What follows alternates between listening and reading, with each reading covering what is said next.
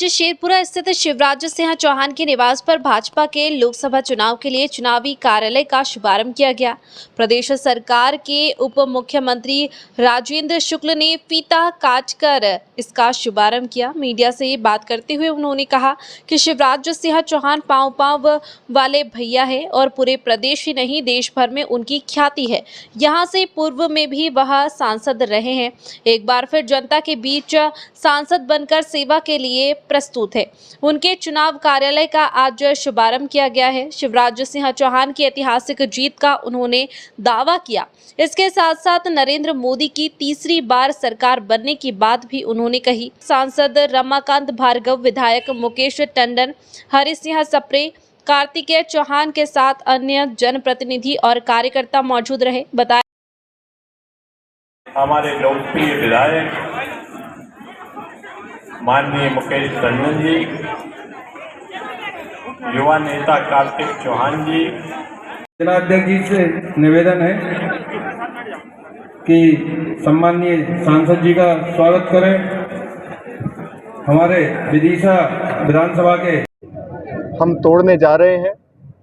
एक ऐसी जीत विदिशा में हम दर्ज कराएंगे जिसकी कभी किसी ने कल्पना भी नहीं करी होगी। हम सब कार्यकर्ता, हम सब नेतागण, मैं अपने आप को नेता तो नहीं मानता हूं, लेकिन सभी पार्टी के योद्धा कार्यकर्ता इस संकल्प को लेकर सुनिश्चित हैं और हम इसके साथ आगे बढ़ रहे हैं। सर, क्या बुधनी के भावी विधायक से बात कर रहे हैं? ऐसा बिल्कुल नहीं है।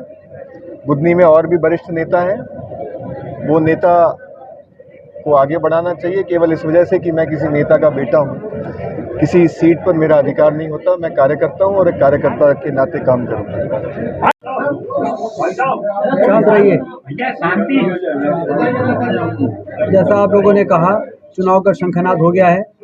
भारतीय जनता पार्टी इस लोकसभा के चुनाव में पूरी तैयारी के साथ मोदी जी को तीसरी बार प्रधानमंत्री बनाने के लिए पूरे जोश और खरोश के साथ इस चुनाव मैदान में उतर रही है।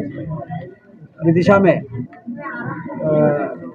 आदरणीय शिवराज सिंह चौहान जी भारतीय जनता पार्टी के प्रत्याशी हैं, जो पहले भी कई बार यहाँ से सांसद रहे हैं। प्रदेश के बहुत ही लोकप्रिय नेता और लंबे समय तक मुख्यमंत्री के तौर पर उन्होंने करोड़ों लोगों के दिल और दिमाग में अपना स्थान बनाया है। और ये वो संसदीय क्षेत्र है जहाँ पर उन्होंने राजनीति की शुरुआत करके पाँव पाँव वाले भैया के रूप में मशहूर हुए थे।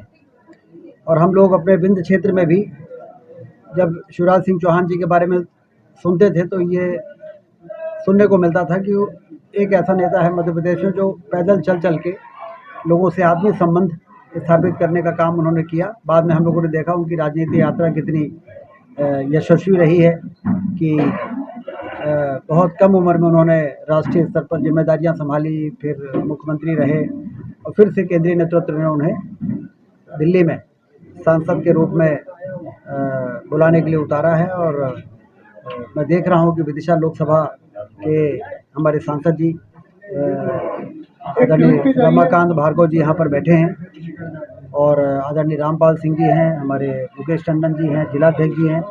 सारे लोग और पूरे कार्यकर्ता इस बात को लेकर उत्साहित हैं कि एक बार फिर से शिवराज सिंह चौहान जी के लिए हमें काम करना पड़ेगा। वापसी हो रही थी, क्या कारण रहे कि फिर जो है वो वापसी चल गई? आज दीपक जोशी जी वापसी हो रही थी भाजपा में, क्या कारण रहे कि वो वापसी चल गई? आज सुबह से हम लोग कैबिनेट की बैठक और फिर सीधे यहाँ पे आना हो गया, तो अभी इसकी जानकारी नहीं है। अभी जब भोपाल लौटेंगे उसके बारे में पता करेंगे। सर, कुसुम मेहदेली जी ने एक ट्वीट किया है, उसमें उन्होंने आरोप लगाया मंत्री बनने के बाद आपने फोन उठाना बंद कर दिया। इस पर आपका क्या कहना है? नहीं, वो हमारी बहुत ही आदरणीय नेता रही हैं, हम लोग उनको आदर से जिज्जी कहते हैं।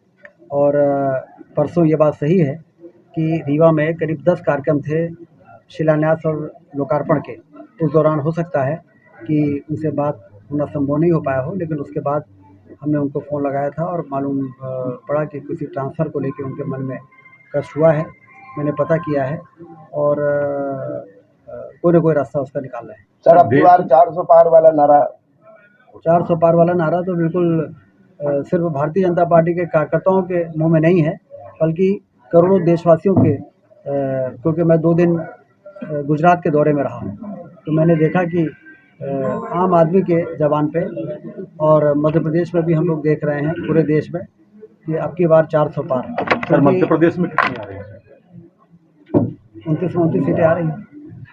28 पहले आई थी, इस बार 29 आ जाएंगी। शुक्ल जी, पिछली बार यहाँ पर सुषमा स्वराज जी यहाँ पर आखिरी बार चुनाव लड़ रही थी, तब ये सभी कार्यकर्ताओं ने कहा था कि 5 लाख, उन्होंने भी अपील की थी कि 5 लाख से ज्यादा की जीत का अंतर उनका रहे। वो उन्होंने कार्यकर्ताओं ने पूरा किया। तो शिवराज जी आज लड़ रहे हैं, सर्वमान्य नेता है आपके अनुसार, तो क्या टारगेट रहेगा, जीत का अंतर क्या रहेगा? बहुत, मुझे लगता है बहुत भारी वोटों से जीतेंगे वो। क्या 5 लाख का रिकॉर्ड टूटेगा? कोई आश्चर्य नहीं है, 5 लाख का रिकॉर्ड तो टूटना तय है। अब 5 लाख से कितना ऊपर जाता है, सवाल इसका है। रमाकांत जी आप 5-14 से तो आदरणीय रमाकांत भार्गव जी भी जीते थे। 5 लाख तो मिनिमम है, उसके ऊपर कितना हो जाएगा कोई भरोसा नहीं।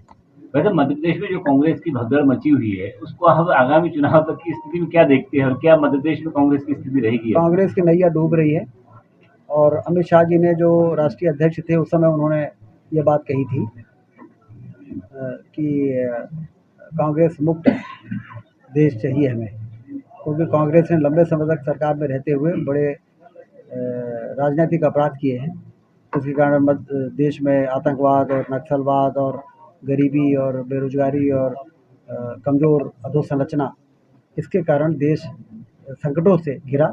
इसलिए कांग्रेस जब तक समाप्त नहीं होगी, कमज़ोर नहीं होगी, तब तक ये देश विकास की पटरी पर तेज़ी से आगे नहीं बढ़ पाएगा। भारतीय जनता पार्टी ने वास्तव में देश की जनता को सुशासन और कुशासन में क्या अंतर होता है, ये सरकार में आने के बाद समझाया, बताया, दिखाया है। और उसी का ये परिणाम है कि 10 साल मोदी जी प्रधानमंत्री रहे, और आज तीसरी बार उनको प्रधानमंत्री बनाने के लिए देश एकजुट दिख रहा है। कुछ